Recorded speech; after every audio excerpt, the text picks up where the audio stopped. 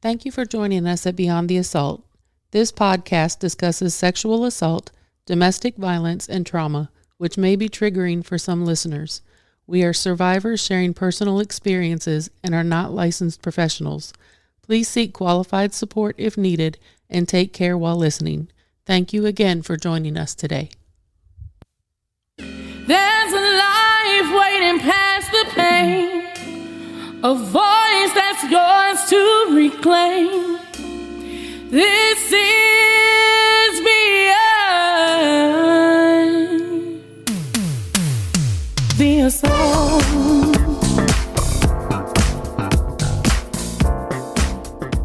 Welcome to Beyond the Assault. And on today, we have Irish Benton. How are you doing today? Hi, everybody over there in Conway. I am doing well. Again, I am Irish Benton. I am a domestic violence advocate.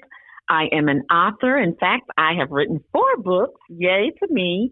And I am a Christian counselor. Thank you for having me on your show. Well, number one, I think that it's pretty awesome about the profession that you do.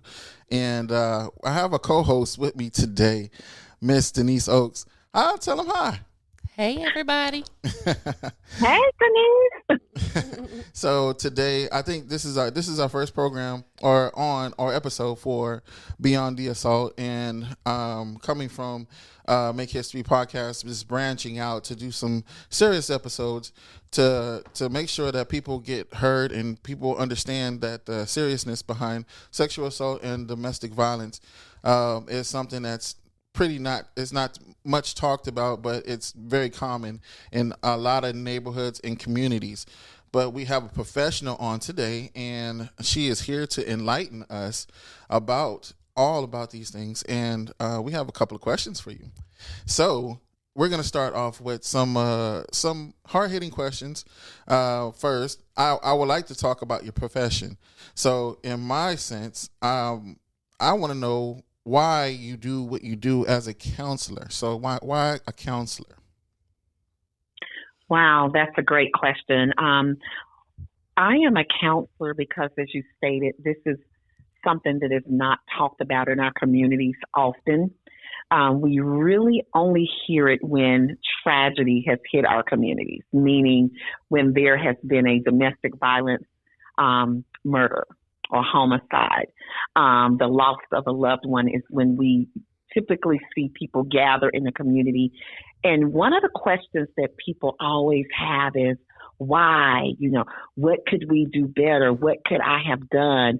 And so I am passionate about what I do as a Christian counselor because I answer those questions to the people that are sent to me, and those whys and hows. And so I bring my experience of being a victim, a former victim, now a victorious through that. And so I bring all of those experiences to help people understand what domestic violence is and what it isn't. So this is why I do what I do. Nice. So you said you were a victim and a victor. So I think that's a pretty good concept right there. I think. Do you feel like when we say the victim, is that an insulting thing to say, or is that more like it's just a fact or a reality check? I think it's more of a reality check. I think when we use the term victim, it could be offensive to some people, but in reality, that's what you are. You are a victim. That's just like if you were robbed, if somebody robs you in your home, or somebody, physically assaults you, but you are a victim to that. And so sometimes, again, people could be offended by that, but statistically, in reality, stating that is the term that we use. We have many victims in this thing, and my passion and my hope is to bring people to the victory, bring them to victory. It's kind of like when I'm saying this, I see people, they're running the race, right? And somebody's at the finish line waiting for them, and that's me. I'm at that finish line, and I'm cheering them on, And I'm like, there's a greater reward for you when you get to this finish line. So I need you to run this race, run this course, and I want you to know that you're going to be victorious through this. Nice. Can you give me an idea about what it looks like? Because you say you're a Christian counselor, so I just want to have an idea about what it looks like when they walk in your office and they see you. What is the expectation, or is there an expectation? I love that question. Listen, I love how you said when they walk into my office, what do they see? And what they see is, I always tell people, and let's be clear, I counsel more women than I do men. So majority of my clients, counselees, are women. So what they see is someone who used to be that person that they are currently experiencing, if that makes sense. So I'm like, when you look at, when I'm talking to you and you see me, I used to be that person that was in the assault, that person who was lost, that person who was hurt, that person who had the lost identity. And now you're looking at someone who survived it. And I love this part. And if God can do this for me, he can certainly do it for you. And it really was about a choice for me. And I want to be fair on that too, because because somebody would say, well, everybody doesn't have a choice. And that's true. Everybody doesn't have a choice. But I do believe this, Sean. I believe that God makes a way of escape for all of us. And I won't go into that whole biblical thing, because if y'all want me to preach, I will. But, it's just like with the children of Israel. God gave them choices. God gave them provisions. And so just as we are today, God does the same thing. He gives us choices and he gives us provisions. And the thing is, you have to choose. What are you going to choose? Do you choose to stay, or do you choose to escape? And so it's not always easy for everybody to just escape. Statistics say that, it takes a victim at least 7 times to leave the perpetrator, right? And so, you have your mind made up and you have this thing, you have this thing, I'm leaving, but something always draws you back, right? And that was the same thing when I talk about the children of Israel. They were comfortable. They had gotten used to being enslaved. And so sometimes our mentality keeps us there. And it's like, well, if I leave, what's on the other side of this? And you talked about that fear. A lot of people are fearful of the unknown because I've been comfortable in this place. I know what happens here. I'm used to it. I have an expectation of it. But if I go to the other side, I don't know what to expect. I don't know what's out there. So that is where I come in as a Christian counselor when I mentor, I counsel, I coach. And it's a process. It's not an easy walk in the park. It is a process. And the reason it's a process is because we have to unlearn some things.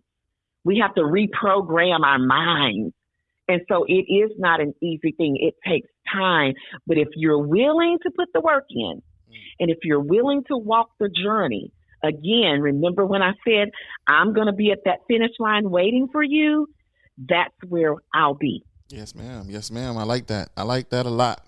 Oh, I think Denise got something to say here. Yes, ma'am. So, I myself was a childhood victim of rape and then spent most of my adult life in abusive relationships. But can you tell us, because it took me probably close to 20 years to understand that was what was happening to me. And I just thought it was the norm because it was all I had ever known. Can you explain to us the different types of abuse that exist out there? So there are several types of abuse that we can identify. Of course, the one that I like to talk about most is everybody's familiar with the physical. The physical is very visible. Physical is the hitting, the kicking, the spitting, the pulling of the hair. It's all kind of elements in the physical. But then there is that emotional abuse, right? That's the one that's silent. That's the one that nobody knows really what you're struggling with internally. And then there is, there's financial abuse. There's what you just talked, sexual abuse. There is mental abuse. I mean, there's so many levels of abuse under that one umbrella that you just have to kind of depict, and you have to, and like you said, you don't know it, because when you grow up in it and you see it for years, it is normal. That is your normal. And I also like to say that it sometimes is it becomes the love language in that house, right? Like where we can't compromise, where we can't sit down as adults and have civilized conversations, but we have to fight it out, or we have to curse it out, or we have to hit it out. It becomes a normal, natural love language, and that is so abnormal. That is so abnormal. So you're not able to really identify that until you're out of it. And then when you get out of it and you start living a normal, civilized life that can sometimes look like foreign, and then you're able to go, wow, now I can see the dysfunction, and that's the word I want to use. Now I can look back and see the dysfunction formalities that I lived in for years. Yeah. Yeah. So I can definitely say that all of that is true, because I have felt that, myself, and feeling like, okay, I'm moving into a normal relationship now, the way that it was intended by God to be, but I don't know how to react to someone who says, oh, I'm sorry that I made you feel this way, or, I'm sorry that what I said triggered this. I no longer know how to respond, because I'm used to responding back with anger or with fear, or, my thing was people pleasing. So in order to avoid the abuse, I changed myself in all the ways possible, to not come into those situations. Though anybody that's been through it knows that there's nothing you can do and no amount of pleasing that you can provide that's going to keep your abuser from abusing you. They are always going to find a reason why. But the hardest thing for me has been learning how to move on from being a strict people pleaser to owning who I really am, and that being okay. How would you suggest for people that they even begin that transformation? Yeah. Remember, I was mentioning about how we have to relearn and we have to reprogram our minds, because one of the things I know, being a formal victim, is that you just really said it. They teach you and they train you little by little to fit into their world. And so what that basically means is they are training you to be submissive to them, to their behavior. They're training you to be okay with their behavior, if that makes sense. Yes. So they are literally taking you, and it's almost like, I don't know why I have this vision in my head, but it's almost like training a dog, how to be obedient to its master. And this is what these perpetrators do. So you come in, you may have, I know you said you come from a dysfunctional family as it is, and most of the time, believe it or not, most of the time, predators, and that means perpetrators, I'm sorry, we may have to go back and re-edit some of this, but perpetrators, they can identify wounded warriors, if that makes sense. Right. Most perpetrators can almost identify wounded warriors, meaning women that have been broken, women who have low self-esteem, no confidence, women who are just looking to be loved by anybody, any means. Most perpetrators can identify them quickly. And so it's only a matter of time for them to draw you in. They love bomb you. They try to make you think that you're special to them, but all along they're just reprogramming you into their program. And then that's when the abuse starts happening. And then you're like, well, what happened? How did I end up in this? And again, they can almost identify a wounded warrior a mile away. Right. And it's definitely a pattern, because I found that myself in that pattern. I'd move from one relationship and find something that I thought was going to be great, and it would end up being the same thing all over again. Mm-hmm. And I found myself asking, how do I always end up in these situations? I know I don't want to be here, but I keep ending up here, and it's exactly like you said, they saw it in me, even though I wasn't seeing it in me, they did. And I love that too, Denise, when we operate in patterns and it's back to back, and how do I keep meeting the same type of man, different face, but the same behavior, right? And a lot of times we do that is because we have not healed. And that's one of the big things that I try to emphasize is you have to find a place to heal. And healing could take, it's different for everybody. But you have to heal from family. You have to heal from romantic relationships that were toxic and abusive.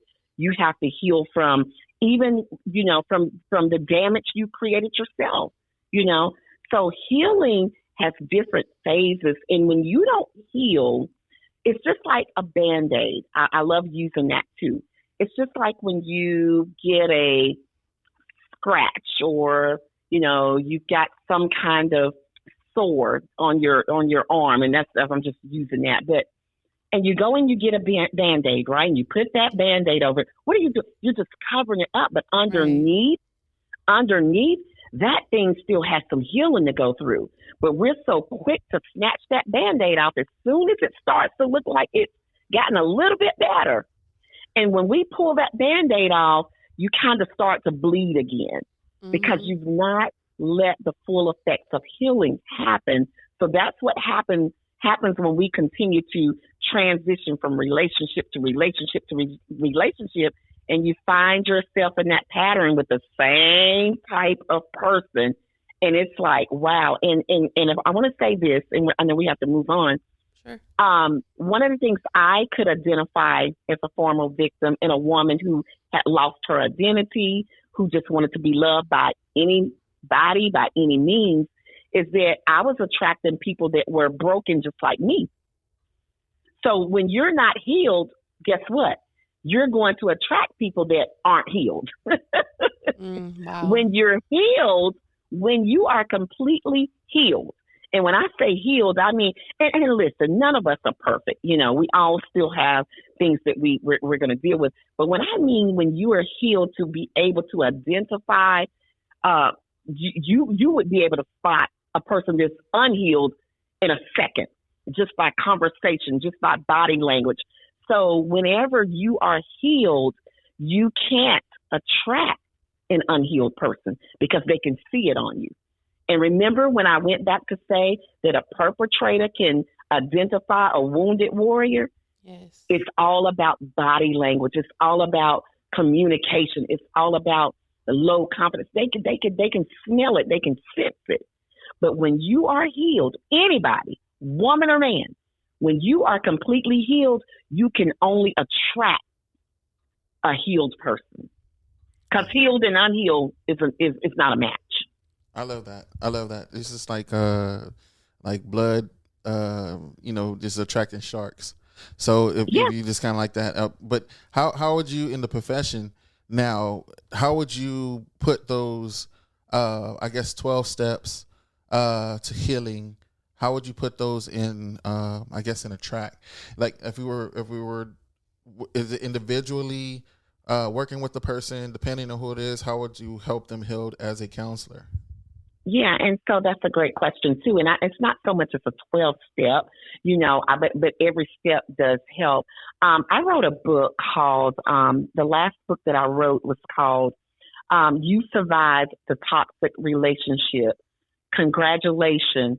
Now what? Meaning, what do you do now? Right? So everybody that's healing, everybody that's coming out of the trenches, you need a compass now. You need a guide.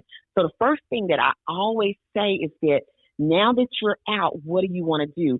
And that is, you've got to start thinking about putting yourself as top priority, because you've already put everybody else before you. You've already, you've gone through all of what you're going to go through. What do you want to do with that? So I always tell people, number one, let's work on our mental health. Let's focus on our mental health. Let's focus on our spiritual health. Let's focus on it. Here's the big one. Let's focus on our financial health, because a lot of victims that come out of those relationships were codependent. And when you're codependent, you depend on those people for, lack of a better term, your finances, your livelihood, where you're living, how you. So now when you come out of that, you got to refigure all of that. Well, how am I going to survive now? So I try to teach dependency versus codependency. So let's work on our financial health. How do we do that? We got to look at our money. We got to look at where we can save. We got to look at where, we can take care of ourselves. I talked about the spiritual health, the emotional health. You have to deal with that because a lot of that trauma, a lot of that leaves so much trauma. You're hurt, you're broken, and you're just down. So we have to rebuild. Like I take people from the ground. One of the exercises I do with people that I just had this visual too is that I have this picture of a tree, right? So you've got the trunk of the tree, and I don't know if you guys have, Sean and Denise, if you've ever seen this, but it would be interesting for you to see. We always see the outside of the tree, right? You've got the trunk, and then you've got all these branches, and depending on whether it's fall, whether it's summer, you got the leaves on it, and whatever. But have you ever seen the roots of a tree? Yes. It's massive, right? Yes. It's massive. So people normally don't see that. But if you could ever look at the visual of the roots underneath that tree, that's where it all starts. Even Denise, what you were talking about, that family dynamic coming from, if you look at all of that roots, that you got to deal with that. So I like to take my clients to the roots and then we work our way up because we need to identify where this started. And that means who, what, when. Who, what, when. Because even in the healing process that I talk about, forgiveness has to come in that. That's a part of that healing. So we need to know who's in the roots. We need to know where to pull them from. What do we need to forgive them? First and foremost, let's identify what the issue was, whether it was assault, whether it was, whatever that hurt was. Whatever you got, let's identify that first. And then we work on that forgiveness part because if you can't forgive, you can't fully heal because you're always going to be carrying that weight and that burden around. So I just wanted to give you guys that visual. We only see the surface of the tree, but we don't even see all of that stuff that's going down right. in the roots of that thing and how massive it is. Yeah. So that's some of the things that I try to educate people on is, not so much as a 12-step, but, 6 or 7 processes that we work through. And most of those are mental, emotional, psychological, financial. We have to deal with those things head on. If we want to heal and if we ever want to walk in our freedom, we have to deal with those things first. Right. And I love that you talk about the roots and where we come from, because one of the most challenging aspects in my experience was having family and friends who didn't understand or didn't know how to cope with what was happening. So for me, my family and circle of friends at that time was a negative trigger for me, even when I was trying to remove myself from the situation, because they had a lot of anger for things that they viewed as I did to them while I was in those relationships. So my last marriage, my husband was really good at isolating me from people, but he did in such a way that they thought it was me pulling away to devote all my time to him and kind of putting them on the back burner.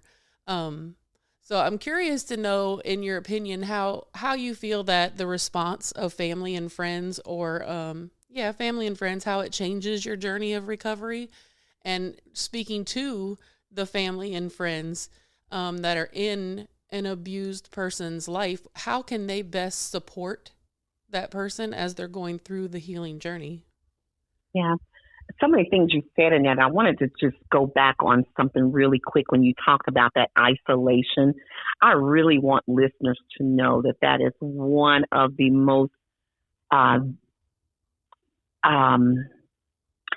would say one of the most detrimental things that a victim could ever experience while going through a domestic violence in a domestic violence relationship, because that isolation is it's really a trick, because number one, what they do is if they can isolate you, nobody has access to you but them.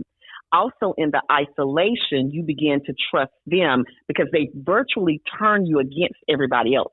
I know for me, it was nobody loves you. I'm the only one that loves you. And you begin believing that when they say it over and over and over. Right. They don't love you. I'm the only one that love you. And then you start believing it. And then you start kind of trusting them just a little bit more. So that is one of the oldest tricks that perpetrators do, is to isolate the victim. And when they are assaulting or abusing the victim has nowhere to go, because you've pretty much isolated and you've pretty much closed everybody else off. So you have nowhere to go. You have no one to vent to, no one to talk to. And that is what they do. And I really want the listeners to understand and hear what we're saying tonight. Isolation is very, very crucial in a domestic violence relationship, because you have no avenue. Now, back to your question is, one of the things I was thinking about, Denise, when it comes to family and when it comes to friends, and you need that support, the most that we could do, and I know for me now, especially as being a Christian counselor and a mentor, is I really try to be that listening ear, because what I've had to realize is that I can't push people to do what they don't want to do, what they may not even be ready to do. But I can be a sounding board. I can just be there to listen and to be there to advise and give the best tips possible, right? But the other thing I was thinking about this, and this is so important for every person that is listening that may or may not know anybody who's in a domestic violence situation, is just to love on them. Do not judge them, because you don't know what they are really going through. Even when I was sharing with my family and my friends what I was experiencing, I still had not made up my mind to leave the person that I was in love with, because I was in love with my abuser. So even though he was hurting me, he was harming me, I just needed someone to listen to me, right?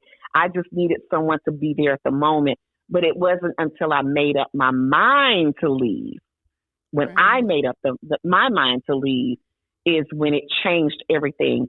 And I want to be clear about this, because I really want to answer your question.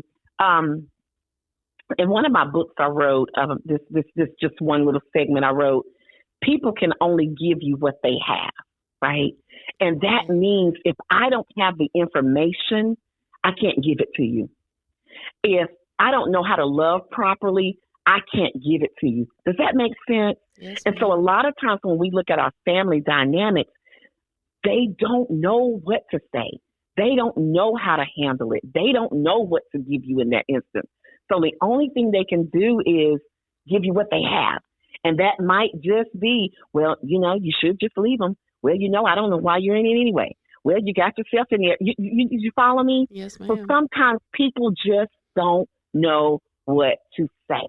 Right. They just don't know. And this is why it's important for anybody that's on this podcast that may be in a domestic violence relationship or know someone.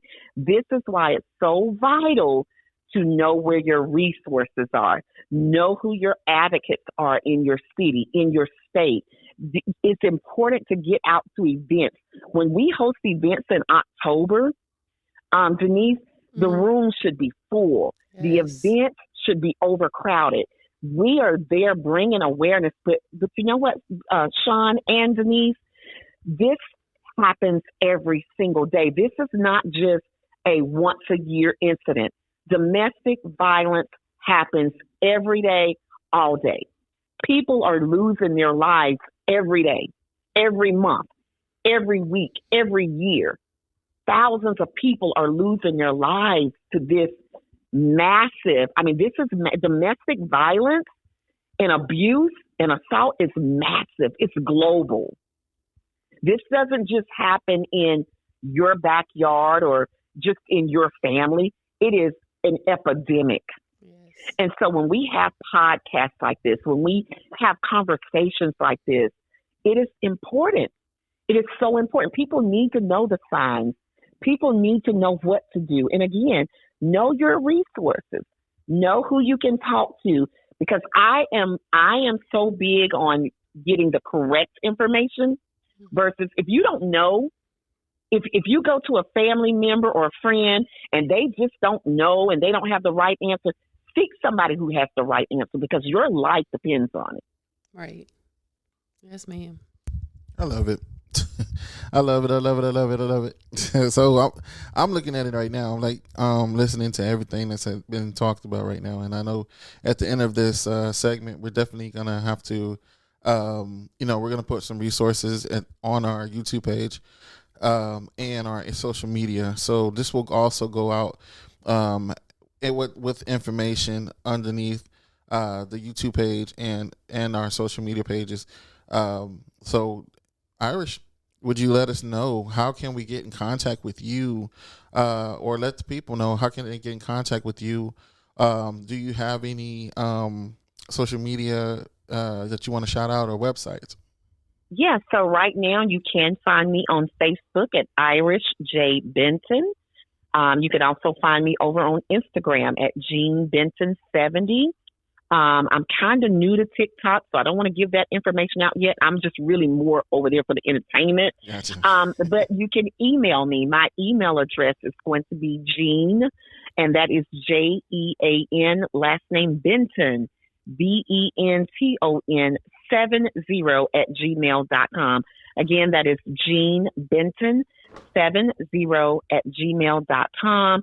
I would love to speak with anybody who's whether you're in it or whether you're coming out, you know somebody who's in it, but you just don't have the right information. You just don't have the right words to say. Just give me a shout out, and I'll be happy to walk you through that, because it's very vital. And I know that, and I just want to share this. Within the last 2 weeks, we've been seeing on the news back to back where women of color, particularly women of color, that have been unalived by their spouses. And so when we look at domestic violence, and of course it is intimate partner violence, but these were prominent women. You just look at the news. Here in Charlotte, we just had a pastor that was unalived by her husband last weekend. And then the lieutenant governor who just committed suicide with his wife, who was a dentist. I know you all saw that on the news, that he was a Virginia lieutenant governor. And so it's happening again every single day. This is not just a one-time conversation. This needs to be a continuation, a conversation over and over and over and over again, because we cannot talk about it enough. October is Domestic Violence Awareness Month. We do share that with breast cancer awareness. And those are two diseases. I like to call it two diseases that affect women's lives, And so one of the keys to that is what? Early detection. Right. Just like a woman finding early detection of breast cancer, her chances of surviving are great. So it's just like with domestic violence. Early detection, knowing the signs, knowing the red flags. The sooner that you recognize the flags and you get out, you have a greater success of living. So that's why I'm glad and honored that we share those 2 months together, because those two diseases affect women of every nationality, every ethnicity. So it is important and vital to continue to have this conversation. Yes. I just want to thank you for even coming on, and not only that, but we're definitely gonna have to have part 2 to this, maybe on video, so that way we can see the expressions. Because I need to see those things. I know everything is on a serious note. We just want to thank you for coming out again. And Denise, you want to have any last words or anything? Yeah, I just want to say to everybody that's listening, from all of us here at Beyond the Assault, we know, we understand, we're here to help. We may not be licensed professionals, all of us, but we do want to help. We have experience in these subject matters in one way or another. We know that at times listening, talking about, or even thinking about what you've been through can be triggering to you. So just know there, like Sean said earlier, we do have resources listed for you. Please do not hesitate to reach out to someone and get help. Do not wait until you're in a situation that you feel like your life is in danger. If you even think that you're going through an abusive situation, but you're not sure, please reach out for help. Don't wait. We don't want to see another statistic come across. Our goal is to help people into this journey of healing before that happens. And with that, we are going to be out here. Here we go. Thank you again for tuning in with us today. Always remember, your story did not end with your trauma. The pain was real, but healing is possible. Never give up. This journey is uniquely yours. Please like, share, and subscribe so you don't miss the next episode. Drop us a comment and let us know where you're tuning in from. Until next time.